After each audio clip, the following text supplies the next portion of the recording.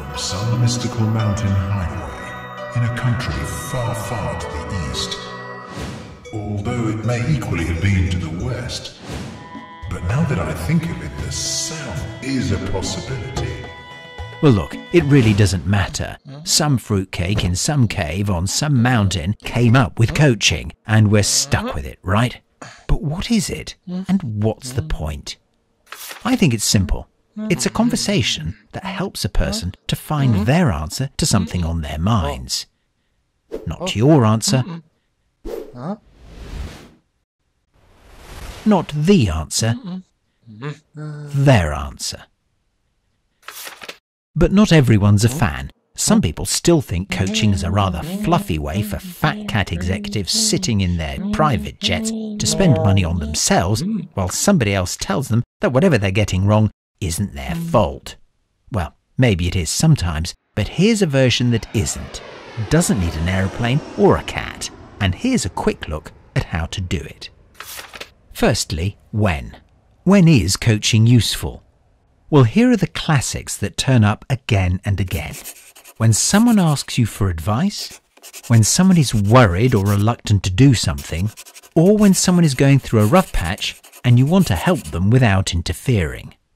And here are 3 things you can indeed do to help someone find their own answer, without having to grow a beard or live in a cave. Empathise, summarise, synthesise. Firstly, empathise. That's the listening thing.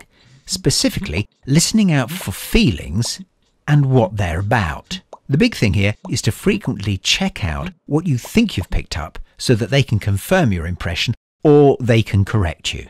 It also helps you to know that you're on the same page as them. Empathy can sound like this.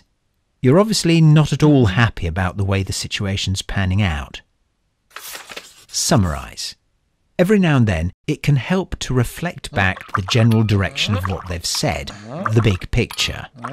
No need to add your own stuff or experiences. Just notice the big themes or recurring patterns in what they've talked about. And it might sound like this. I've heard you talk about a lot of different things, but it does keep coming back to XYZ. And lastly, synthesise. Whilst people are talking through their problem, if we listen carefully, they will often mention the solution or a bit of it in passing without even knowing they've done it. It's for us to grab that potential solution from the flow of words and then to offer it back to them for checking. Of course, it's for them to decide if you've spotted something useful or not. And it might sound something like this. I just heard you explain the whole situation really simply. What would stop you explaining it like that to the people you were talking about? These little pieces of synthesis might not be taken up as a whole, but often they spark a moment of creative thinking or an insight that takes the person forward. So that's coaching. Not the whole thing, but some useful bits to show that we could all do it, even if we haven't been trained. I think we can also probably safely say that there's nothing mystical about it, and that it probably wasn't invented by a shriveled guru in a mountain cave. Perhaps it was the cat.